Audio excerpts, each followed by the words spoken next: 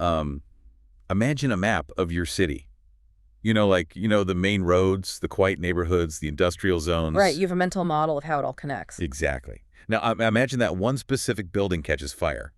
But instead of containing the blaze, the city's entire infrastructure starts rewriting itself. Wow, okay. Yeah, the roads all divert to the fire. The power grid funnels all its electricity into the flames. The map literally physically expands the borders of the burning neighborhood until it just, consumes the entire city. That is a terrifying but honestly perfect analogy. Right. And that is precisely what happens inside the human nervous system when pain shifts from like a temporary sensation to a chronic, unrelenting state. Welcome to the Deep Dive. Today is Friday, April 10th, 2026. And we are exploring the inescapable biological entanglement between chronic pain and mental health. Because we often think of the mind and body as separate rooms in a house, but today's stack of sources reveals they are the exact same ecosystem. Yeah, the physical expansion of the brain's pain map, what we call cortical reorganization, is the perfect entry point because it shatters this antiquated illusion we have in medicine. The illusion that the mind and the body operate totally independently. Exactly. I mean, we see patients constantly who are told their physical pain is one issue and their depression is another entirely separate issue. Like it needs to be handled by a different specialist in a totally different building. Right, which is a systemic failure, especially when you look at the raw epidemiology. Yeah, let's talk about those numbers. We are talking about 50 million adults in the United States alone. That is 20% of the adult population navigating persistent daily pain. It's a staggering statistic. It really is. But the physical hurt is literally only half of the biological reality. Global meta-analyses reveal that approximately 40% of individuals living with chronic pain concurrently experience clinically significant depression and anxiety. Almost half of them. Okay, let's unpack this. Because that 40% statistic isn't a coincidence. It's a direct consequence of the neurochemical environment created by unrelenting pain. Exactly. When the body is subjected to a constant barrage of nociceptive input, pain signals, it triggers this massive systemic stress response. And we aren't talking about the acute protective pain that makes you, like, pull your hand away from a hot stove. No, not at all. We are talking about a signal that fires relentlessly long past the point of tissue healing. Which is typically beyond that 3 to 6 month clinical marker, right? When that signal won't turn off, it hijacks the hypothalamic pituitary adrenal axis, or the HPA axis. Which is basically the body's central thermostat for stress. Precisely. And when the HPA axis is locked in the on position, the body is just flooded with cortisol. And cortisol is good in an emergency room. Yeah, in short bursts, cortisol is highly anti-inflammatory and vital for survival. But chronically elevated cortisol is toxic. It degrades tissues, disrupts sleep architecture. Yes, and crucially, it actively depletes key neurotransmitters in the brain, primarily serotonin and norepinephrine. And serotonin and norepinephrine aren't just mood regulators. They are the exact neurotransmitters the brain uses in its descending modulatory pain pathways. Right, meaning they are the chemical brakes the brain applies to stop pain signals from traveling up the spinal cord. So, wait, let me get this straight. The constant pain causes chronic stress. The stress burns through your serotonin and norepinephrine, and suddenly you have no neurochemical brakes left to stop the pain. Exactly. You're left with an amplified pain signal and zero emotional buffer. That sounds absolutely exhausting. It is. This neurochemical depletion sets the stage for a clinical psychological phenomenon known as catastrophizing. And it is vital. We examine this not as like a character flaw or dramatic personality trait. Right. We have to look at it as a predictable biological loop. Clinical catastrophizing involves three distinct cognitive elements: magnification, rumination, and helplessness. I really want to dig into those three elements because they map perfectly onto the neurochemical depletion we just talked about. Magnification is the subjective experience that the pain is utterly overwhelming, larger than any possible coping mechanism. Yes, it feels all-encompassing. And then rumination is the inability to disengage the default mode network from the pain. Like your brain is constantly scanning for the sensation, fixating on it. Like a record skipping that you can't turn off. Yeah. And helplessness is the profound cognitive paralysis of feeling like you have zero agency or control over the suffering. What's fascinating here is that we can literally observe catastrophizing in functional MRI scans. Wait, really? You can see it on a scan? Oh, absolutely. When a patient is locked in that triad of magnification, rumination, and helplessness, The amygdala, which is the brain's fear center, hyperactivates. Wow. And this hyperactivation further lowers the mechanical threshold for pain. It literally takes less physical stimulation to produce the exact same level of agony. So the psychological state literally alters the physiological threshold. Exactly, the mind changes the body. But I have a question about this.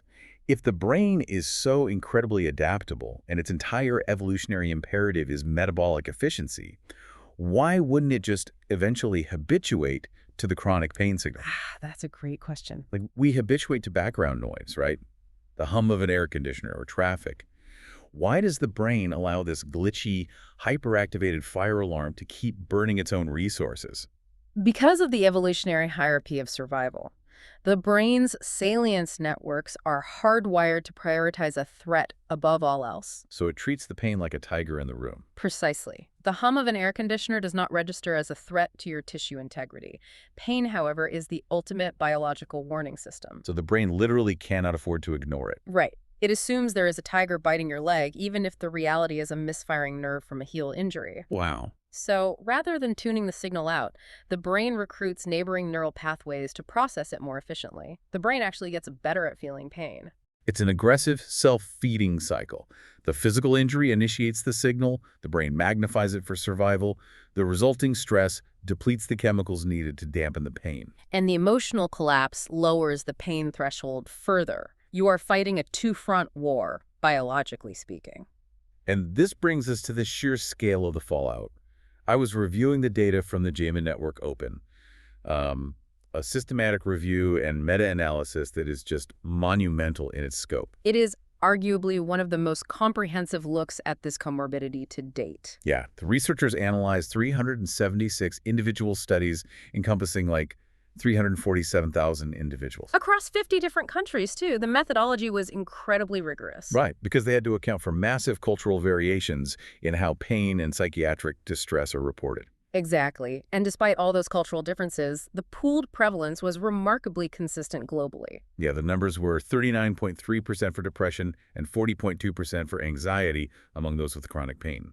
But the JAMA data also reveals that not all pain presents identically in the clinic. Right. The psychiatric fallout fluctuates wildly depending on the specific underlying pathology. That is a critical distinction for you, the listener, to understand. The medical origin of the pain drastically influences the psychological burden. Let's break that down into distinct categories, starting with nociplastic pain. So, nociplastic pain is pain arising from altered central nervous system processing altered nociception without clear, observable tissue damage or active disease processes. This is where we see conditions like fibromyalgia, right? Exactly. 4 million adults in the U.S. have fibromyalgia, and a staggering 90% of them are female. And the depression prevalence here is catastrophic.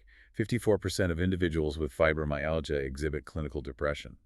Over half. We see similarly devastating rates in complex regional pain syndrome, or CRPS, which is another nociplastic condition. And CRPS is characterized by intense, spontaneous neuropathic pain that is wildly out of proportion to the initial injury. Right. The autonomic nervous system basically goes into overdrive. And the rates of not just depression, but post-traumatic stress disorder are exceptionally high in the CRPS population. Then you contrast that with neuropathic and nociceptive pain, where the hardware damage is clearly visible on a scan. Like arthritis. Yeah, we're talking about osteoarthritis affecting 32.5 million Americans, or rheumatoid arthritis affecting 1.5 million. And the depression prevalence in these groups ranges from 22.1% to 29.1%. Which is still severe, obviously, but notably lower than the 54% we see in fibromyalgia. We also have to factor in chronic migraines, which have deep neurological links to major depressive disorder and panic attacks. And incredibly prevalent menstruation-related conditions like endometriosis, which affects 1 in 10 menstruators, and uterine fibroids. The disparity in psychiatric morbidity between nociplastic conditions and nociceptive conditions like arthritis requires a deeper look at the sociological experience of the patient. Yeah, because the physical sensation of the pain might be equivalent in severity, but the patient's interaction with the medical system is radically different. Exactly. I want to unpack the mechanism behind that disparity. Me too. Does the medical source of the pain change the psychological impact? For instance, does someone with clear joint damage from arthritis feel less crazy than someone with fibromyalgia where the scans look normal. That's exactly it. It connects to the trauma of invalidation.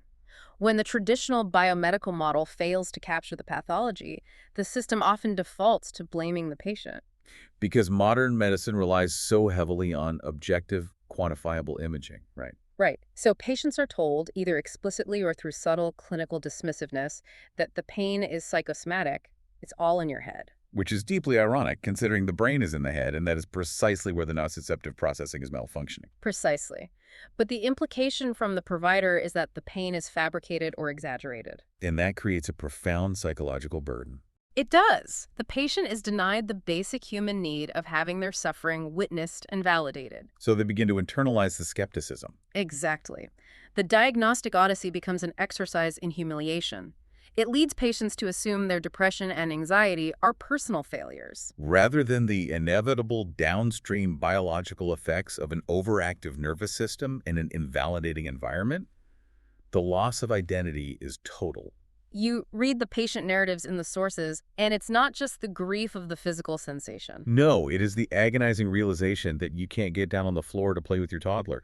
You can't sit through a church service. You can't stand at the kitchen counter long enough to chop vegetables for dinner. Yeah, your entire social and familial role is dismantled, and the very medical professionals you turn to for help tell you your blood work is fine. And the physiological consequence of this dual-layered trauma, the biological pain and the sociological invalidation, is what drives the secondary health risks we see in the literature. The body simply cannot sustain that level of systemic stress without other physiological systems collapsing. Which takes us directly into the cardiovascular risks. Yeah, the sources highlight a cross-sectional study out of the West Midlands in England that is completely eye-opening regarding the compounding physical fallout.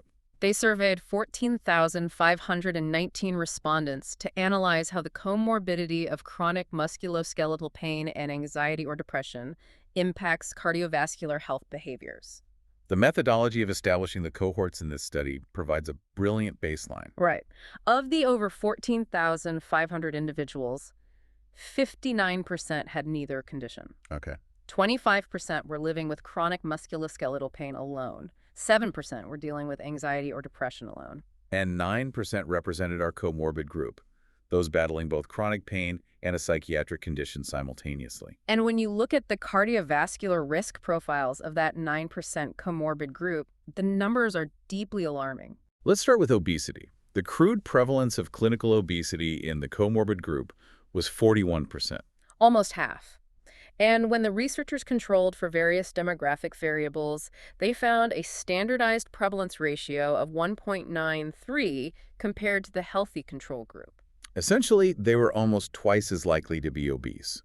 The researchers classified this as an additive interaction. Meaning the risk of obesity from the pain condition and the risk of obesity from the mental health condition simply stacked on top of one another. Just 1 + 1 = 2. Exactly. But the mechanism of interaction changes entirely when we look at smoking rates. Yeah, the crude prevalence of smoking in the comorbid group was 16%, resulting in a ratio 1.86. But the researchers explicitly flag this as a multiplicative interaction. Wait, meaning the combination of chronic pain and mental illness doesn't just add the independent risks together, it multiplies them. Right. It creates an exponential vulnerability to smoking. We also see physical inactivity absolutely skyrocket. Yeah, a staggering 83% crude prevalence in the comorbid group. But here is the statistical anomaly that really requires some interpretation. Unhealthy alcohol consumption actually dropped in the comorbid group. Yeah, they showed a ratio of 0.81 compared to the healthy group, so they drank less. If we connect this to the bigger picture of clinical pharmacology, the decrease in alcohol consumption makes perfect pragmatic sense. Because the meds they are on. Exactly. Chronic pain patients, particularly those with comorbid psychiatric conditions, are often managing complex polypharmacy regimens. Right. They are prescribed opioids, anticonvulsants like Gabapentin. right, and tricyclic antidepressants and SNRIs. The hepatic burden, the load on the liver is immense. More importantly, mixing alcohol with central nervous system depressants carries a severe, immediate risk of respiratory depression and fatal overdose. The medical warnings against alcohol are stark and immediate, creating a hard pharmacological barrier. Okay, the alcohol decrease makes clinical sense, but I want to push back on the smoking data. Okay, go ahead. If physical inactivity is at 83% and obesity is at 41%, which is completely logical because profound physical agony prevents movement, why do we see this massive exponential multiplicative spike in smoking? We have to look at the neurobiology of motivation and the specific pharmacology of nicotine. Because depression destroys motivation, right? Exactly. A defining hallmark of clinical depression is anhedonia, and a catastrophic lack of motivation driven by dysregulation in the brain's reward circuitry, specifically dopamine pathways. Okay. When you are emotionally hollowed out by depression and simultaneously overwhelmed by physical pain, the activation energy required to initiate positive, healthy behaviors like meal planning or physical therapy is insurmountable. The brain, however, is desperate for neurochemical relief. It's looking for a shortcut. Exactly. Nicotine binds to nicotinic acetylcholine receptors in the brain, providing an immediate, low-effort dopamine surge. Just an instant hit of pleasure. You're right. But crucially, those same nicotinic receptors play a role in pain modulation. Nicotine has a mild, albeit extremely transient, analgesic effect. So for a patient trapped in this comorbidity, a cigarette serves a dual purpose. Yes. It offers a momentary spike of motivation and pleasure, and a fleeting distraction from the pain, requiring zero physical exertion. It becomes a highly efficient, though ultimately destructive, biological survival mechanism. Exactly. Here's where it gets really interesting. We're looking at a population facing multiplicative risks for smoking, 41% obesity rates, and 83% physical inactivity. We are looking at a cascading public health crisis. Seriously, if you drove your car into a mechanic's garage and the engine block was actively engulfed in flames, you would expect the mechanic to prioritize extinguishing the fire. Right. You wouldn't expect them to just rotate the tires and hand you the keys. But in modern medicine, treating a patient's physical pain while entirely ignoring their crashing mental health and escalating cardiovascular risks feels exactly like ignoring the engine fire. The clinical gap is staggering, and it points to a systemic failure in how primary care is structured. Because the empirical literature is unanimous, right? Interdisciplinary pain treatment is the gold standard. The criterion standard. This means a cohesive, communicative team consisting of a medical physician managing pharmacology, a physical therapist managing biomechanics, and a psychologist managing the neurocognitive and emotional aspects of the pain. All working from a unified treatment plan. But that is not the reality for the vast majority of patients. Not even close. The data compiled by the U.S. Pain Foundation and the National Council on Aging, the NCOA, is a harsh indictment of the current care model. What did they find?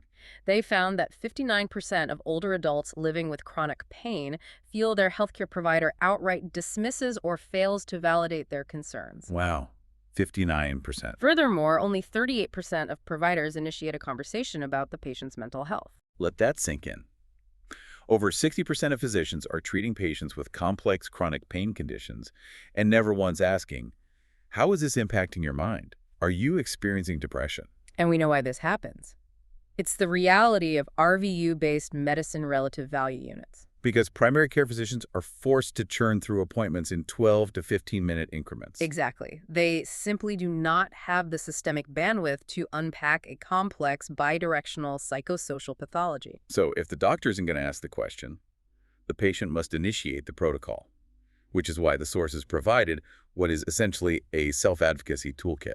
And this toolkit is vital because patients must fundamentally shift how they view their mental health. It is not an auxiliary issue. No, it is not a secondary luxury to be addressed only if there's spare time. It is a core biological driver of their pain experience. Advocating for integrated care is the only reliable path to improved outcomes. The first component of this toolkit is scripting the timeline. The sources are explicit that walking into a 15-minute appointment unprepared is a recipe for dismissal. Right. Patients must document and present highly structured data. You don't just say, I hurt. Exactly. You present the evidence. The localized pain and the severe anxiety began simultaneously on this specific date. Here are the life events or accidents occurring in that window. Here are the specific biomechanical activities that trigger a pain flare-up, and here is the exact pharmacological or physical intervention that provides temporary relief. By structuring the narrative, the patient forces the provider to engage with the data diagnostically rather than emotionally. It bridges the communication gap. It elevates the patient from a passive recipient of care to an active, organized participant in the clinical investigation. Which makes it significantly harder for the provider to dismiss the symptoms as merely psychosomatic. Precisely. But the advocacy doesn't stop at the clinic door. No, the second tool is the social boundary script. Because navigating the social terrain with a chronic invisible illness is exhausting. Friends and family mean well, but constantly updating them on your trauma or fielding their unsolicited medical advice drains whatever limited energy you have left. The sources provide a highly effective, pre-written script to deploy when you simply do not want to discuss your body. It's so useful. You just say, I really appreciate that you care about how I feel. I just don't always want that to be what people focus on, so when I see you, let's not talk about it. That boundary is an exercise in cognitive protection. By refusing to let the illness dominate every social interaction, the patient reclaims their broader identity. They are enforcing the reality that they are a complex human being, not just a walking pathology report. So let's assume the patient successfully advocates for themselves. They secure a referral, and they demand that psychological care be integrated into their pain management protocol. What does that actual clinical therapy look like? Because we aren't just talking about venting on a couch for an hour. Not at all. The specific professional psychological treatments highlighted in the literature rely on neuroplasticity to literally rewire the brain's response to nociceptive input. The clinical therapies are powerful, and crucially, they bypass the systemic side effects associated with long-term pharmacological interventions. The literature heavily supports two specific therapeutic modalities: cognitive behavioral therapy, or CBT, and acceptance and commitment therapy, or ACT. Let's dissect the mechanisms of both. CBT is ubiquitous in mental health, but its application in chronic pain is highly specific. It operates on the principle that our cognitive appraisals, how we actively think about our situation, directly influence our physiological state. Precisely. If a pain flare-up occurs and the patient's immediate automatic cognitive response is, "This is destroying my life, the pain is never going to stop, I am utterly broken." That thought triggers an intense localized stress response. Right. The sympathetic nervous system engages, muscles tighten protectively around the affected area, and systemic inflammation spikes. The thought literally amplifies the nociceptive signal. CBT utilizes a technique called cognitive restructuring, or thought replacement. The therapist trains the patient to intercept that catastrophic thought and replace it with an empirically true, less inflammatory alternative. Like saying, my pain is extremely high right now, and this is difficult, but I have survived flare-ups before, and I still have the capacity to experience a fulfilling life. It sounds simple, but the neurological impact of that cognitive shift is profound. It manually applies the brakes to the HPA axis. But then we look at the other modality, ACT, or acceptance and commitment therapy, which is sometimes referred to as contextual CBT. This is heavily rooted in mindfulness. But I have to say, the terminology here is deeply problematic. How so? Well, if I'm a patient feeling like invisible hot knives are being driven into my spine, and the therapist tells me I need to accept the pain I'm walking out of the clinic, Right, it feels insulting. it borders on toxic positivity. How does ACT operate without completely invalidating the patient's agony? That is the most common and, frankly, the most justified pushback against ACT. The word acceptance carries massive cultural baggage. It sounds like giving up. In ACT, acceptance does not mean approval. It does not mean resignation, and it certainly isn't toxic positivity telling you to smile through the agony. Okay, so what does it mean? Acceptance in this clinical context relies on a concept called cognitive diffusion. Cognitive diffusion. Unpack that mechanism. When a patient is terrified of their pain, they spend an exorbitant amount of metabolic and emotional energy trying to avoid it. They brace their bodies. They live in constant anticipatory dread of the next flare-up. Exactly. This resistance creates immense physical tension, which exacerbates the pain. ACT recognizes that the suffering isn't just the pain itself, it is the resistance to the pain. Acceptance means dropping the rope in a tug-of-war you cannot win. You acknowledge that the pain is present. You allow it to exist in your awareness without immediately rushing to fight it, judge it, or suppress it. You stop feeding the fire with the oxygen of your own panic.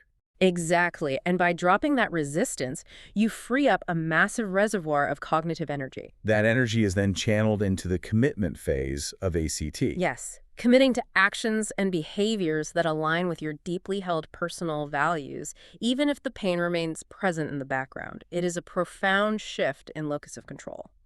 There's another clinical intervention in the sources that completely fascinates me because it provides undeniable visual proof of this mind-body connection. Biofeedback. Yes, it sounds entirely futuristic, but it's a highly established mechanical process. Biofeedback is a phenomenal intervention for patients who feel completely disconnected from their bodies. Explain how it works. The patient is hooked up to specialized sensors that measure physiological metrics normally completely outside of conscious awareness. Like galvanic skin response? Right, and heart rate variability, muscle tension via electromyography, and even brainwave patterns via EEG. And all of these metrics are displayed on a monitor in front of the patient in real time. Right, and then the clinician guides the patient through specific targeted relaxation protocols like diaphragmatic breathing, progressive muscle relaxation. As the patient executes the protocol, they literally watch the numbers on the screen drop. They see their heart rate variability improve. They see the electrical tension in their muscles decrease. It demonstrates empirically that their conscious cognitive effort can directly manipulate their autonomic nervous system. The agency it restores to a patient who has felt helpless for years is just immeasurable. That concept of agency transitions perfectly into the final major area of our deep dive. Therapy and biofeedback are extraordinary, but they require clinical access, insurance approvals, and appointments. Which not everyone has. Exactly. What are the daily, actionable, non-pharmacological protocols you can execute at home to find relief? We need to look at holistic and self-management strategies. And the underlying biochemistry of why they work. Daily self-management is where the patient reclaims their daily life. The literature heavily emphasizes mindfulness meditation, but specific targeted variations. We aren't just talking about sitting quietly. No, the sources detail the body scan technique, where the patient's awareness meticulously sweeps through the body. Noting sensations like heat, pressure, or tightness, but specifically training the brain not to assign an emotional valence to them. It is pure observation. Which directly builds on the cognitive diffusion we discussed in ACT. It downregulates amygdala activation. The sources also mention the coping with uncertainty meditation, which specifically targets the anticipatory dread of unpredictable flare-ups. And the eye of the storm meditation, designed to ground the nervous system when the pain reaches its absolute peak. But beyond cognitive protocols, we have to address the metabolic protocols. Let's talk about the anti-inflammation diet. The dietary intervention is rooted in the biochemistry of chronic systemic inflammation. We know that conditions like arthritis and even centralized pain states are exacerbated by elevated levels of pro-inflammatory cytokines in the blood. What you consume directly impacts the production of these cytokines. The sources are highly specific about the required shift. It requires aggressively integrating foods rich in antioxidants and omega-3 fatty acids. Like berries, oranges, broccoli, dark leafy greens, fatty fish. These compounds actively neutralize free radicals and suppress inflammatory pathways. Simultaneously, the patient must eliminate the dietary fuel that drives inflammation. Highly processed foods, refined sugars, cured meats, and excess red meat. Because they are loaded with arachidonic acid and trans fats that trigger massive inflammatory cascades, right? Exactly. It is about changing the chemical environment in which the nerves are operating. Moving the body is equally critical, which brings us to low-impact exercise. We see phenomenal results with yoga, gentle biomechanical stretching, and aquatic therapy or swimming. But the mechanics of why it works go beyond just keeping joints lubricated. When you engage in sustained, low-impact aerobic or stretching exercises, you force the central nervous system to release endogenous opioids endorphins. And brain-derived neurotrophic factor, or BDNF. These are the brain's internal painkillers and repair proteins. They elevate mood, dampen nociceptive signals, and repair the sleep architecture that is so often destroyed by chronic pain. However, the absolute golden rule here, according to the clinical literature, is pacing. Pacing is essential. A chronic pain patient cannot approach exercise with a no pain, no gain mentality. That will instantly trigger a massive flare-up.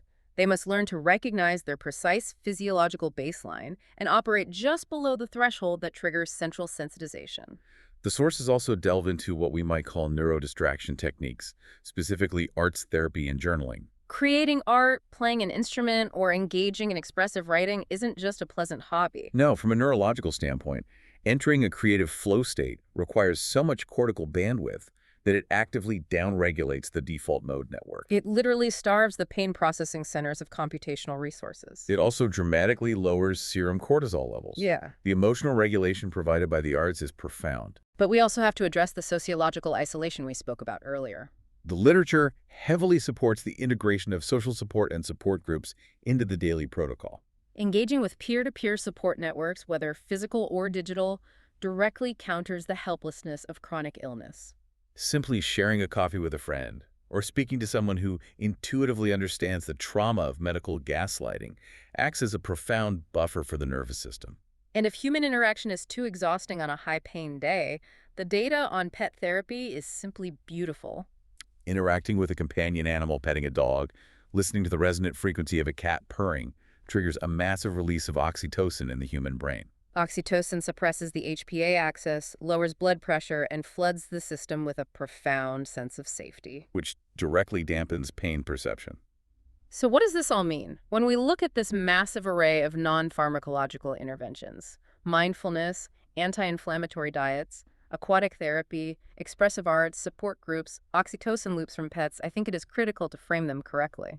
Well, if you try to view these lifestyle modifications as a cure that will magically erase a complex, centralized nosoplastic disease, you are setting yourself up for devastating disappointment. Right, they aren't magic bullets. Instead, think of these interventions as a highly customized, multi-layered shock absorber system for a vehicle that is permanently forced to drive down a deeply rutted, violent road. I love that. The shock absorbers do not pave the road. The road is still rough, but they prevent the violent kinetic energy from shaking the engine block apart.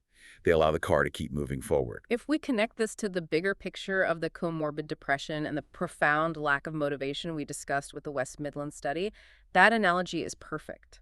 It really contextualizes the effort required. And it informs the most crucial piece of advice for the patient. Do not attempt to overhaul your entire life overnight. Do not try to implement the diet, the yoga, and the biofeedback all on a Monday. The activation energy required will trigger catastrophic failure and reinforce the cognitive loop of helplessness. You must pick one. Pick one single, incredibly low-barrier intervention. Spend 5 minutes actively focusing on the sensation of petting your dog. Do a 3-minute non-judgmental body scan before bed. By successfully executing one micro-intervention, you provide your brain with a tiny surge of dopamine and agency. You take the first molecular step toward reversing the downward spiral of pain and stress. That is exactly how you begin to reclaim the ecosystem. As we draw this deep dive to a close, I want to restate the foundational thesis of the entire body of literature we've explored. Yes, this is the core message. If you are living with chronic pain, your mental health is not a byproduct. It is not a secondary concern. It is a core, fundamental biological feature of your illness.